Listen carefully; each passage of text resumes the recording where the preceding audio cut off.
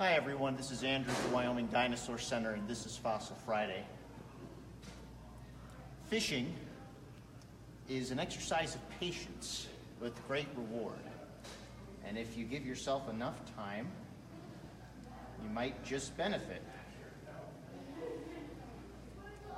They're not biting today. I really wanted to get some fish for today's episode because I was thinking of one of the most perfect ocean killers, one that isn't with us anymore today, but still has a lot to teach us about the ways of the ocean. So let's establish some concepts right off the bat. Being a predator, a hunter, is hard. And you can't be a predator by just stumbling and roaring blindly and coming in, I'm going to get something to eat. It doesn't work like that.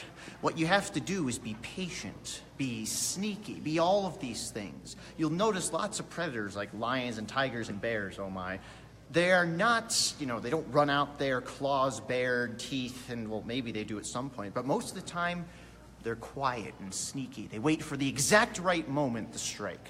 Now, dinosaurs and other prehistoric creatures wouldn't have been any different in this regard. Predation, hunting, is an exercise of patience. You need to attack at just the right time, or else you might lose your opportunity. So you have to be very, very patient and long-winded, which brings me to this remarkable creature right here.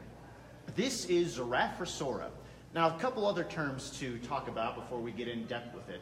The holotype is the first specimen of a new species. So when you're describing a new species, the first specimen you use to describe it, could be a feather, could be a skeleton, could be a complete animal, is called the holotype. This skeleton of Zoraphosora is the paratype. It's only the second one known, which is really nice because it's also the more complete of the two specimens that are known so far. Now, Zoraphosora is a plesiosaur from the late Cretaceous period. Specifically, though, it's what we call an elasmosaur. There are two types of plesiosaurs. One type is this one right here with a short neck and a very long snout. Zoraphosora is not one of these, which we call a polycotyledon. It's an elasmosaur with a very long neck. And there's a very good reason for that neck. Now, a lot of times, when you see reconstructions of a creature like Zoraphosora and other plesiosaurs with the long necks, they're gracefully arcing their necks like sauropod dinosaurs with the head lifted very high and in the air. It's a very sort of elegant pose, but the bones themselves tell us that that's not very likely. You can actually learn a lot from studying the skeleton, believe it or not. The bones, as you see them right here, are perfectly connected, one right next to each other. No gaps, no overlap, no pinching.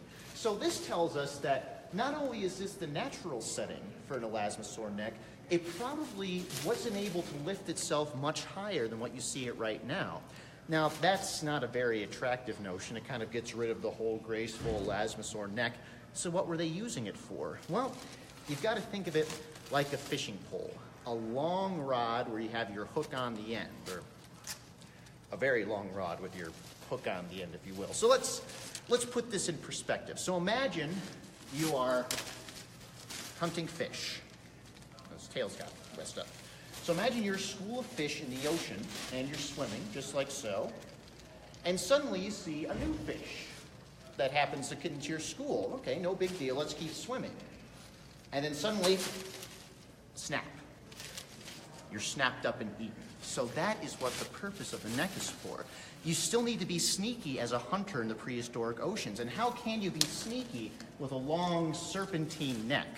Well, we theorize that the neck was used as the ultimate infiltration tool. If you were a fish swimming in the ocean, the elasmosaur would be able to sneak its head into your school of fish, and it would seem pretty inconspicuous because it's basically the same size you are in most cases, and then use the maneuverability on that neck to snap you up. So think of the elasmosaur neck not as like a sauropod neck for, reaching all around and lifting up and looking really cool while you're doing it, but the ultimate predation tool, the ultimate sneaky tool to worm your way or sneak your way into a school of fish and snap what you want to get.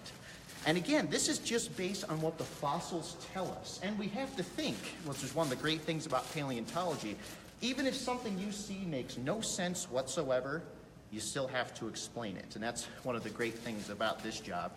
I could go on and on about Zoraphosora, but I think I've learned my lesson today. If I want to catch fish, I need to be sneakier, and I've got just the thing for that. So, hope you liked today's Fossil Friday. Make sure you like us on Facebook, share this video, comment, let us know what you think. We also have an Instagram page where we post photos and previews some of our Fossil Fridays, so you might want to check that out. But for now, I am going to adopt my more sneaky method of catching fish. There.